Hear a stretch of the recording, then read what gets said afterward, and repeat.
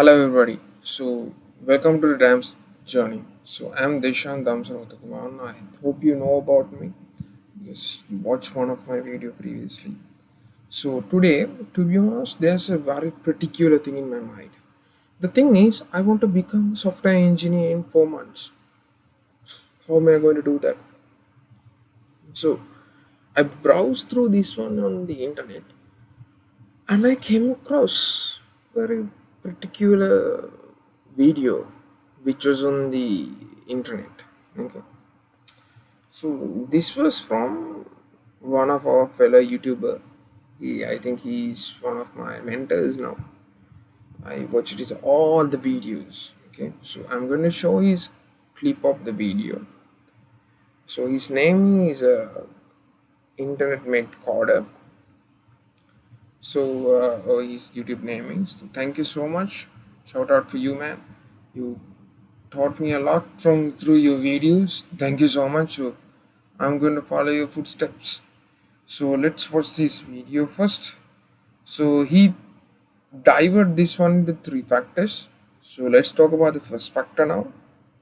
So first factor would be, listen carefully this To one. become a software engineer, all you really needed was know how to code. So anyway, he also first of all searched on the Google. So in order to be a software engineer, that's you need to know how to code. So in order to do that, you have to know how to code that. So what should I do now? I exactly follow his method. So let's go with this one. went on Google, typed how to learn how to code, and I ended up starting with resources called Python for Everybody and the Ori project. These are both. So first of all, he said that Python would be the entry. I also thought to myself, it might be good for him, but I don't think it will be good for me. But my father always said something to me that always go in the path which someone previously achieved on this path. So I thought to myself, he is a big shot on this field. Why shouldn't I go in his pathway? So I thought to myself, okay, let's then go with it. So anyway, first of all, I go with the Charles Evans Python for Everybody video. It's like 13 hours video. So my perspective towards this one is very simple. It's like this. Okay. I'm going to fix myself with the time frame. So because I believe one person in this world and his work ethics. His name is Elon Musk. Elon Musk. He said like if you have a time frame in your life, you can achieve anything. So I'm going to put a time frame to myself and learn this one as soon as possible. So number one is learn the Python. Python. So I'm going to start the day would be the 14th of February 2025.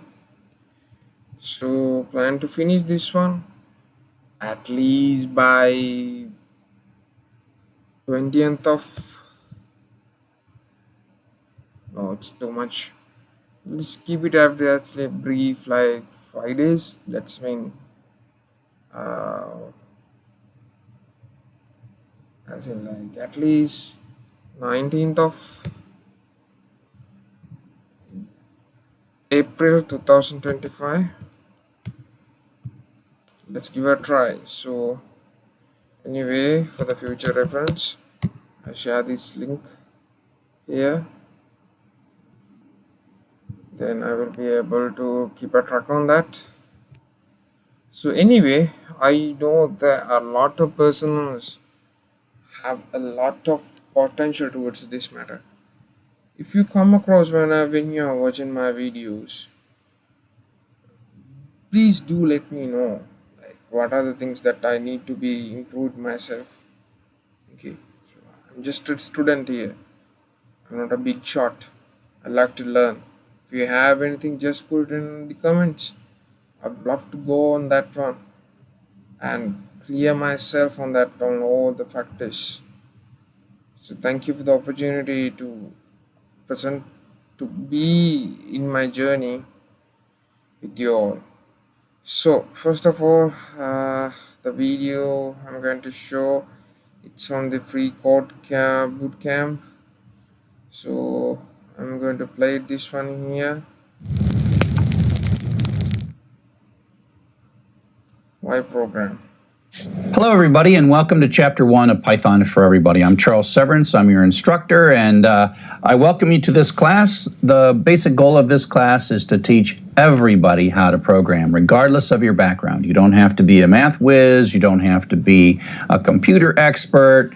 No matter how old you are or what your background is, we want to teach you how to program. So welcome to the course. Welcome to Chapter 1.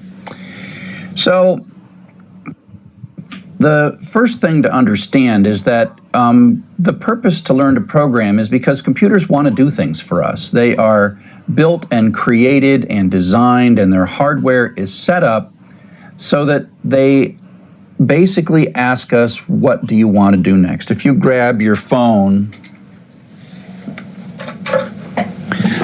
sort of does nothing until you tell it what to do. It waits for you.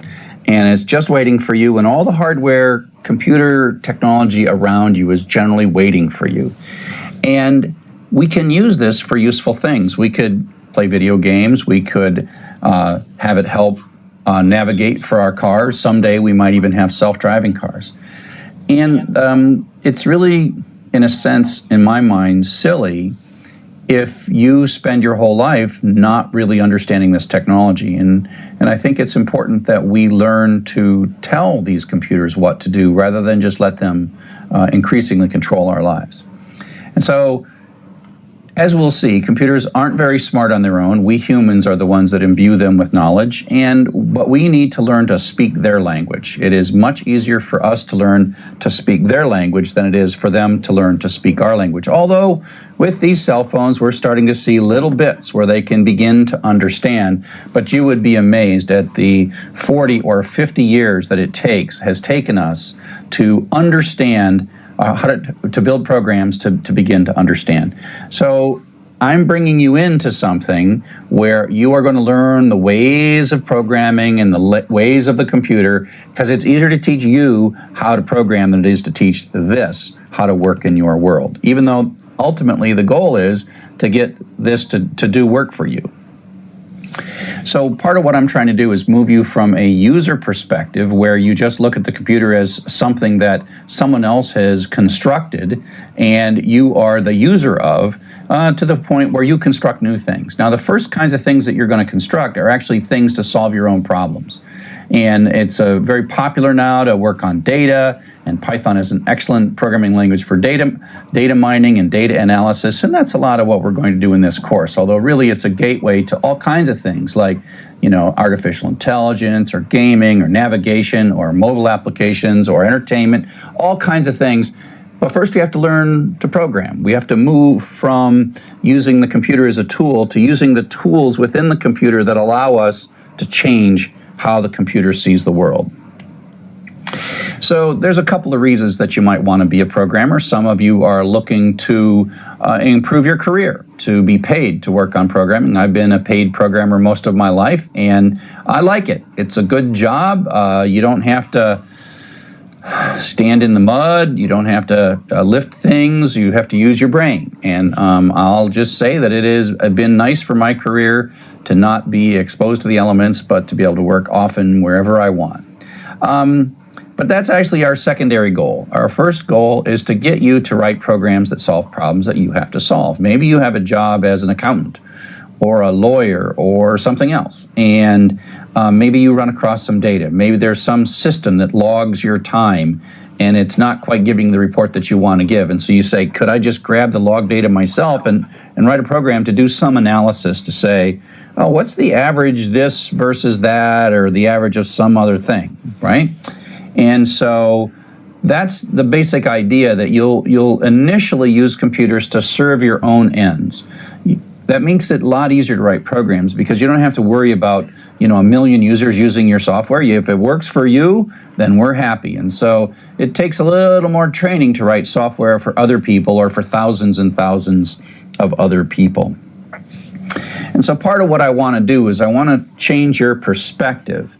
You look at this from the outside and you see it from the outside and you click on things. I want to turn this around and I want you to be the person inside this looking out at the world. And as a programmer, we are making things inside these computers for the world. And so we want to pull you into being part of this. We want you inside this or thinking inside this. And what you learn is that if you're inside this computer and you are taking your instructions to build programs to be used by the human, the human outside the computer, you have things that you need to take advantage of. There's things like the central processing unit, the memory of this system, the network connection of this system, the disk drive or permanent storage on this system. And as a programmer, you are kind of mediating between all those internal resources that this has that are not very smart but highly powerful, and mediating with what that user wants, right? And so we take the end user and we programmers, we serve the end user, but the computer serves us. So together, between us and all the computer's resources, we can serve the needs of the end user. And we do this by writing code or programming, okay? And what is that? Well, programming is a sequence of instructions where we are giving instructions to the resources inside the computer in a way to accomplish the goals of the end user. And remember, sometimes we are our own end user. It's not just you're not always doing a startup, you're not always writing a mobile gaming system. Sometimes you're writing something for yourself, but that's okay. So sometimes you're writing something to solve a problem. You're like crafting, you're doing something that you could do by hand or manually, and you're making some clever little 25 or 100 line program, and you're putting that in.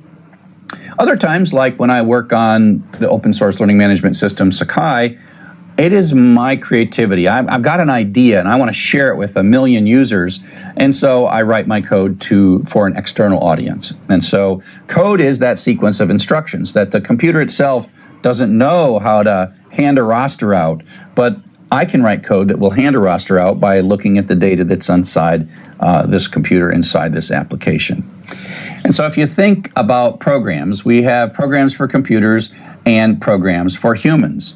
And a number of years ago, sooner or later, this will be me showing my age. This is an example of the Macarena. And the Macarena is a song that effectively is a sequence of instructions. You put your left hand out, you put your right hand out, you put it on the shoulder, you wiggle, wiggle, wiggle, and you spin around and you do things. And this is a program for people. And so I want you to take a quick look at this and see if you can find anything wrong with this particular program. So look really closely.